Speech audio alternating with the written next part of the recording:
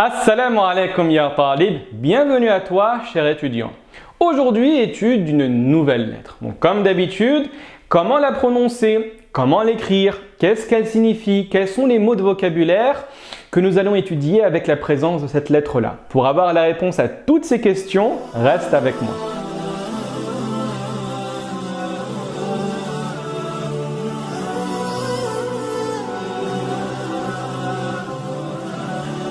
Commençons sans plus tarder avec l'étude de la lettre Ra. Alors, avant d'étudier son écriture, analysons sa manière d'être prononcée.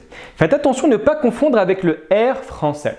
La lettre Ra est plus similaire au R espagnol qu'au R français.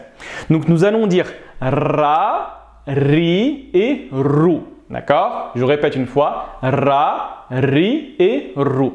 Au niveau maintenant de l'écriture, vous allez voir, c'est assez simple. On a l'habitude de dire en langue arabe que c'est le quart d'un cercle. Vous voyez, imaginez un cercle ici qu'on aurait dessiné. Vous le coupez en quatre et vous gardez seulement le premier quart. C'est la lettre Ra. Au niveau de sa signification, cela fait référence à la tique, l'insecte bien connu que nous trouvons énormément dans les forêts. Ensuite, vous avez l'écriture. C'est une lettre qui ne change jamais. Et comme vous pouvez le constater, elle ne s'attache jamais également avec la suivante. Elle est toujours écrite de la même manière et elle ne s'attache pas.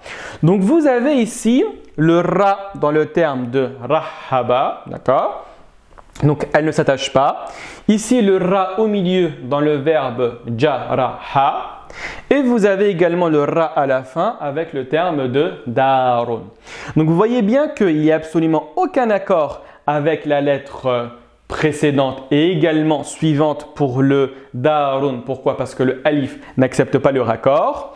Et maintenant, nous allons nous intéresser plus particulièrement à l'étude du vocabulaire. D'accord? Donc, vous avez ici le premier mot. Comme je vous ai dit dans le cours précédent, lorsque vous allez trouver un verbe, un mot basé avec trois lettres, d'accord? Comme ici le Ra, le Ha et le Ba. Vous voyez que les harakat, c'est-à-dire les voyelles accents, sont toutes identiques, 3 fatha. Dites-vous qu'en général, c'est un verbe. Donc là, en l'occurrence, vous avez le verbe accueillir, d'accord? On dit en arabe rahaba yurahibu, c'est le fait de donner un bon accueil à une personne qui vient de loin. Donc, vous voyez le Ra, le Ha et le Ba. Raison pour laquelle nous disons bienvenue en arabe par le terme de marhaban. C'est la même racine trilitère. Ensuite, vous avez également un verbe. Donc, vous voyez 3 lettres. 1, 2 et 3. 3 harakats identiques. Ça va être le terme de jaraha. Jaraha en arabe, c'est blesser quelqu'un. D'accord? Que ce soit par les membres et également par la bouche. D'accord? C'est-à-dire par la langue. Vous pouvez blesser quelqu'un par des paroles. Vous pouvez blesser quelqu'un par des coups. Donc, vous avez le terme de jaraha, yajrahu pour le terme de blesser. Enfin, vous avez le terme de darun, d'accord? N'oubliez surtout pas la prolongation, elle est extrêmement importante dans ce mot, qui fait référence à une maison. En arabe, pour dire la maison, vous avez énormément de termes. Les plus utilisés, ce sera baytun, darun et menzilun. C'est exactement le même sens en langue arabe.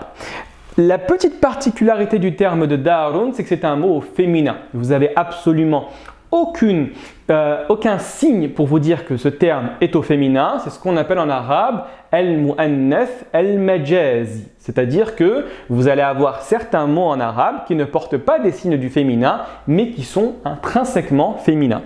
Donc on va dire darun kabiratun pour dire une grande maison. Darun jamilatun pour dire une belle maison, etc. Très bien. Voilà, nous sommes arrivés à la fin du cours. N'hésitez surtout pas à me contacter en cas de difficulté, à me poser des questions dans les commentaires. Portez-vous bien. Wassalamu alaikum wa rahmatullahi wa barakatuh.